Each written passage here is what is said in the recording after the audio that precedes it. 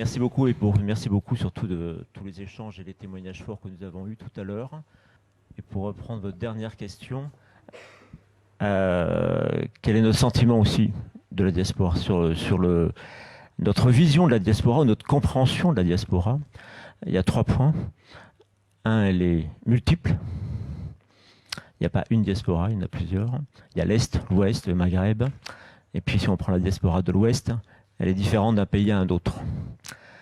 Deuxième point, au niveau des pays, il n'y a pas forcément la structure pour capter l'épargne de la diaspora ou pour flécher l'investissement que veut faire la diaspora dans tel ou tel secteur productif. Et puis le troisième point, un entrepreneur de la diaspora qui investit en France, qui veut demain aller dans un pays ou de son arbre d'origine ou un autre, il n'est pas connu, il n'est pas d'historique. Puis la banque ne finance pas forcément facilement la PME. Donc partant de cela, BPI France, c'est la banque des entrepreneurs, comme le disait très bien madame, qui écoute le besoin des entreprises pour les financer. La Société Générale développe toute une palette d'interventions. Et là, j'aimerais plutôt partir sur... Il y a 2 sujets. Il y a le sujet France, quand vous êtes entrepreneur de la diaspora en France, et il y a le sujet à l'étranger. Le sujet à l'étranger, il y a peut-être des éléments de réflexion à faire par rapport à votre sujet de fonds de garantie. N'est-ce pas le moment quand même de réfléchir sur comment accompagner encore mieux les États à créer ou à développer leur propre outil de financement de leur économie, soit dans le domaine entrepreneuriat, c'est-à-dire créer ou développer une société de garantie de prêts nationale qui garantirait les prêts des banques privées nationales aux entrepreneurs locaux. Parce que les banques africaines vont de plus en plus vers le financement de la PME par rapport à il y a 10 ans où elles voyaient les trains passer, mais elles ont toujours une fragilité pour garantir les prêts et deuxièmement pour que les dossiers soient bancables. Donc il y a un vrai besoin d'apporter de la garantie et il y a un vrai besoin d'apporter de l'accompagnement comme ça a été dit. Deuxième point, quand on dit accompagner des États à créer ou à développer leur propre outil de financement de leur économie dans le domaine innovation, c'est accompagner des incubateurs pour devenir non pas des centres de coworking, mais de véritables incubateurs qui évaluent les projets innovants, qui les mettent en réseau, développer une offre de financement de l'innovation, qu'elle puisse être subvention, adaptée au contexte local, dans un pays donné, au contexte de avance remboursable, prêt d'honneur ou prêt d'amorçage. Et tout ça, ça peut se maqueter comme nous le faisons dans certains pays.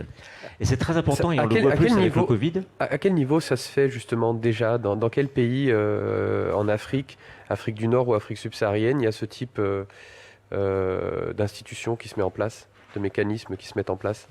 Nous avons historiquement démarré avec le Maghreb.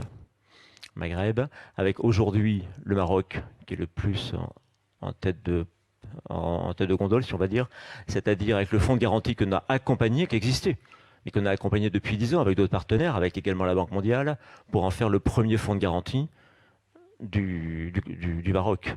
Un entrepreneur finance quelque chose au Maroc, ou un Français qui s'installe au Maroc, il a besoin d'investissement, il va voir son entreprise de finance, il a besoin de qualifier son risque, elle ira voir la société de garantie. Il y a une influence de la société de garantie qui joue un vrai partenariat gagnant-gagnant avec l'ensemble des réseaux bancaires. C'est un fonds de garantie, joue un rôle majeur pour fédérer l'ensemble de l'écosystème, parce qu'il est au milieu de l'innovation, du crédit et des fonds propres. Il y a l'Algérie qui a très bien monté maintenant le fonds de garantie, qu'on a accompagné dans sa construction sur financement de l'AFD, et fait maintenant 50-60 000 dossiers par an, c'est majeur. La Tunisie, l'Égypte. Et maintenant, nous travaillons sur d'autres pays de l'Afrique subsaharienne, notamment le Sénégal, dans la réforme des fonds.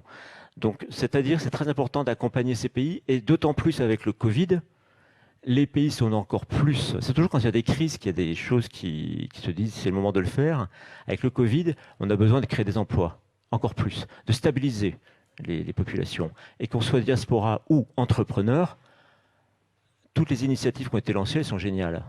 mais en même temps, on a besoin d'encore plus de créer d'emplois, de financer l'innovation, et c'est à l'État, le public, qui va financer la création d'entreprises ou qui lance l'idée de financer la création d'entreprises ou l'innovation, parce que ce sont des risques, et un risque doit être d'abord porté par la puissance publique, ensuite donner un effet de levier et le transmettre au secteur privé. Donc quand on voit les pays qui développent leurs propres outils de financement de leur économie, il y a toute une dynamique qui se crée au Maroc, en Algérie, malgré tout ce qu'on dit, en Tunisie, et on le voit dans certains de pays d'Afrique subsaharienne, notamment le Sénégal, où nous travaillons beaucoup. Et la deuxième chose sur laquelle, dans les actions qu'on peut faire dans les pays, c'est développer un fonds diaspora. Un fonds diaspora permettrait à la diaspora d'avoir l'information qu'elle cherche et qu'elle n'a pas, parce qu'au moins elle est située dans le fonds diaspora, la mise en réseau avec les acteurs locaux et de la diaspora, et puis participer soit au financement d'un projet, soit de flécher l'investissement de la diaspora. Il y a le fonds diaspora qui est naissant au Sénégal. C'est une très bonne initiative. J'en connais encore très très peu. Il y a un projet en Tunisie. Donc c'est deux actions où on doit nous travailler tous avec vous. Rien ne se fait seul. C'est comme un entrepreneur. Et puis après, il y a toute l'action que nous faisons, bien évidemment, BPI France, au niveau de l'entreprise en France, comme disait madame, que ça soit en innovation, au début de la société, accompagner l'entrepreneur vers les marchés français, garantir les projets quand vous mettez des fonds propres dans une filiale à l'étranger, et puis faire grandir les PME avec le fonds Averroès et fonds de fonds Averroès, sur lequel on sort encore actuellement un nouveau fonds, et on couvre l'ensemble de l'Afrique anglophone ou francophone.